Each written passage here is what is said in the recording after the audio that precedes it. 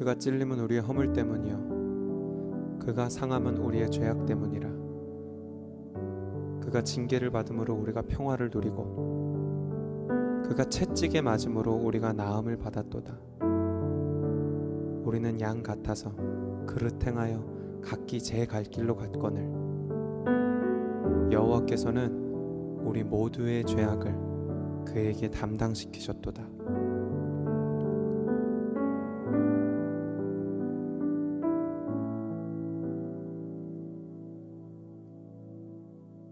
내 주의 보혈은 정하고 정하다. 내 죄를 정케 하신 주 나로라 하신다.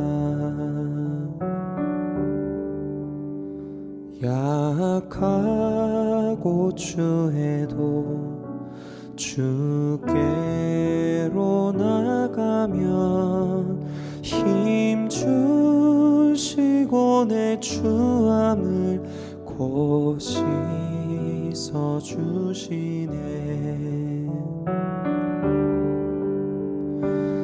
내가 주께로 지금 가오니 십자가의 보혈로 날 씻어 주소서.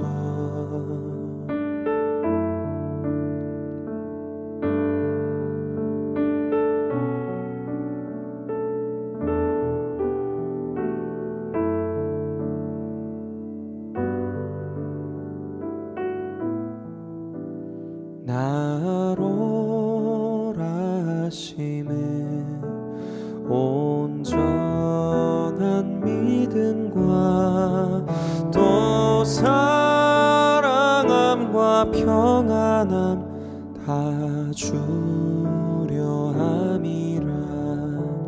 큰 죄인 복받아 살 길을 얻었네. 한없이 넓고 큰 은혜 베풀어 주소서. 그 피가 맘속에 큰 증거 됩니다.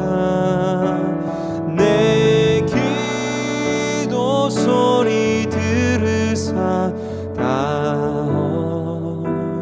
가소서. 큰 죄인 복받아 살 길을 얻었네. 한없이 넓고 큰 은혜 베풀어 주소서. 큰 죄인 복받아 살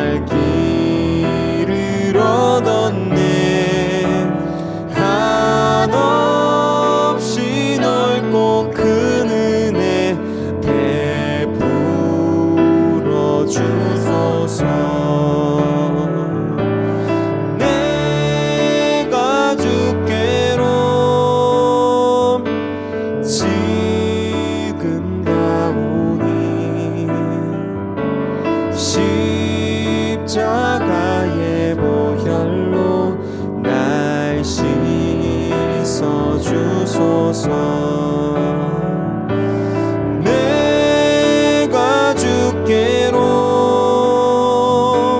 지금 가오니 십자가의 보혈로 날 씻어 주소서. 내가 주께로 지금 가오니 십자가의 보혈로 날 씻어 주소서. 날 씻어 주소서. 날 씻어 주소서.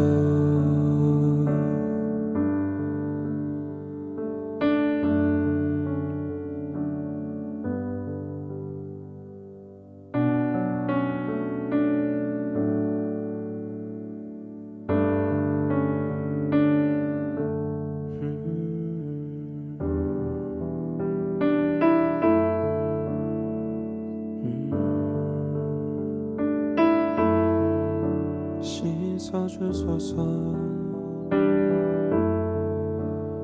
주의 보혈로 씻어 주소서. 주의 보혈로 주의 보혈로 주의 보혈로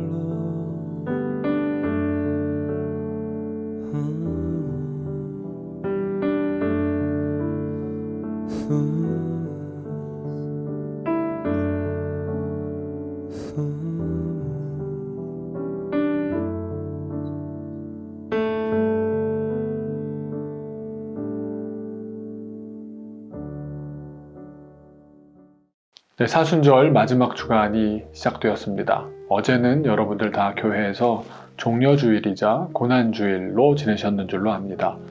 오늘은 이제 예수님께서 입성하신 후에 첫날을 보내신 날인데요.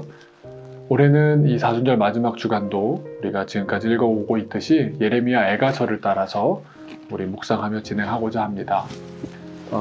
우리가 슬픔에 대해서 어떻게 받아들이십니까? 그러니까 고난주간이야? 슬픈 주간이야? 그러니까 우리가 슬퍼해야 돼. 어떤 강요에 의해서 슬퍼해야 되는 주간으로도 받아들여지게 되는데요. 예레미야 애가는 조금 다른 차원의 이야기를 하는 것 같습니다. 그래서 우리가 교재로 삼고 있는 책이 우리의 춤은 변하여 슬픔이 되고 춤이 슬픔이 된다라는 역설적이지 않습니까? 우리의 슬픔이 춤이 되면 좋겠는데 우리의 춤이 변해서 오히려 더 슬픔이 된다라는 그런 제목을 갖고 있습니다. 고난 중에 근심과 애통을 더하는 것이 어떤 의미가 있을까요? 우리가 진정으로 진심으로 우리가 슬퍼해야 되고 애통해야 할 때 그 깊이가 닿을 수 있어야 됩니다. 슬픔의 깊이, 애통의 깊이에 닿을 수 있을 때 진정한 기쁨도 시작되는 줄로 믿습니다. 어느 목사님께서 그런 말씀하시더라고요.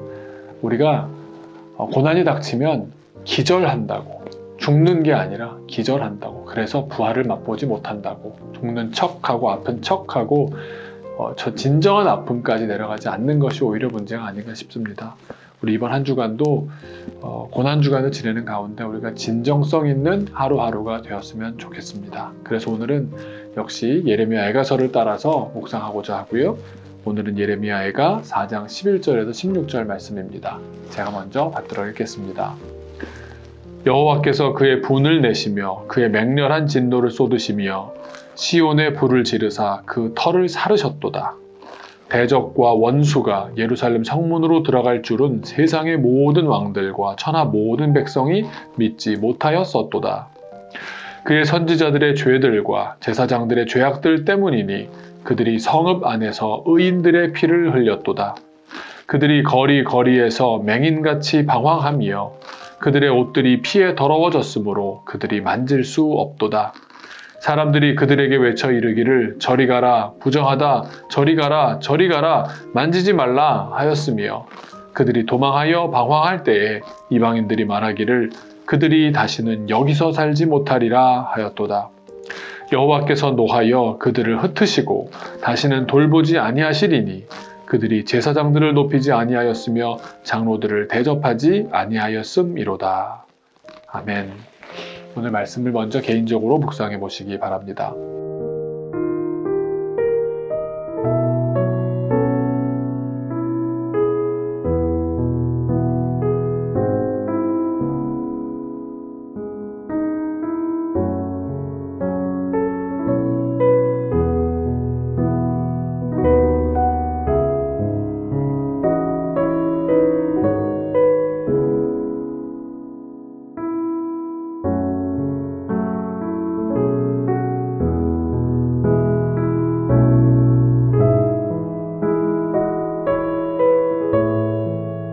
13절 말씀을 보시면 이스라엘이 하나님의 심판을 받음에 있어서 종교 지도자들의 죄는 이 심판받게 했던 가장 강력한 이유가 되었습니다. 선지자들과 제사장들은 이스라엘로 하여금 죄에서 돌이키지 못하게 했던 거짓 선지자, 거짓 제사장들을 가리키기도 합니다. 거짓된 안정감에 사로잡히게 만든 그들의 죄는 이스라엘로 하여금 하나님을 찾지 못하게 했습니다. 그들은 이스라엘에 하나님의 심판이 임하자 자기만 살겠다고 다니다가 죽은 사람들의 피가 그들에게 닿음으로 부정한 사람들이 되었고 사람들은 그들을 피했고 심지어 이방 사람들의 땅에 갔을 때에도 그곳의 이방인들은 그들을 받아주지 않았습니다.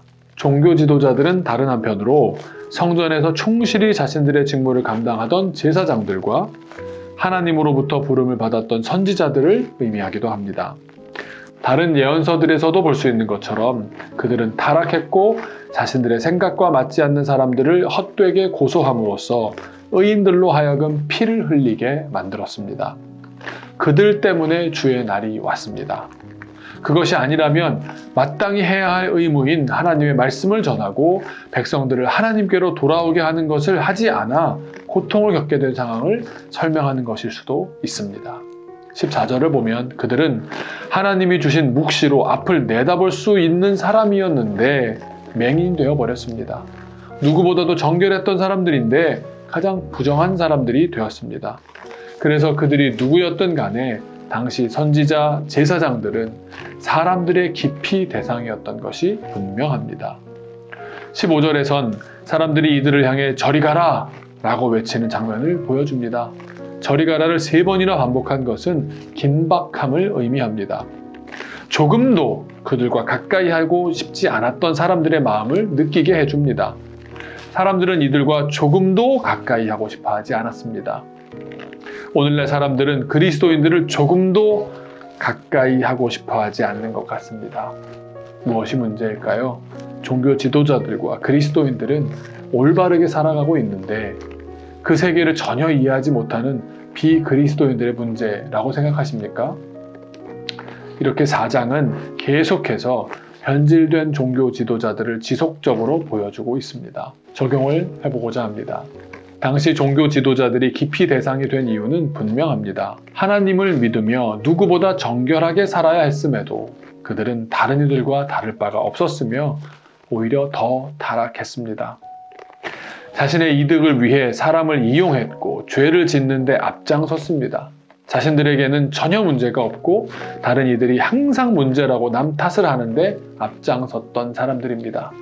그들이야말로 누구보다 하나님과 아무 상관없이 살았던, 하나님 근처에 있다고는 하지만 하나님과 아무 상관없이 살았던 그런 사람들이었던 겁니다. 이제 공동기도로 오늘의 묵상을 마치겠습니다. 주님, 우리는 하나님을 믿는다는 정체성이 있습니다. 하나님의 말씀을 따른다는 정체성이 있습니다. 그것을 잊어버린다면 우린 그리스도인이라 말할 수 없습니다. 하나님을 믿지 않는 사람들과 우리 사이에 삶과 생각과 가치관에서 어떠한 차이가 있는지 다시 한번 돌아보게 하옵소서. 하나님과 아무 상관없이 살면서도 믿음이 있다고 말하는 미련한 자들이 되지 않도록 도와주소서. 예수님의 이름으로 기도합니다. 아멘.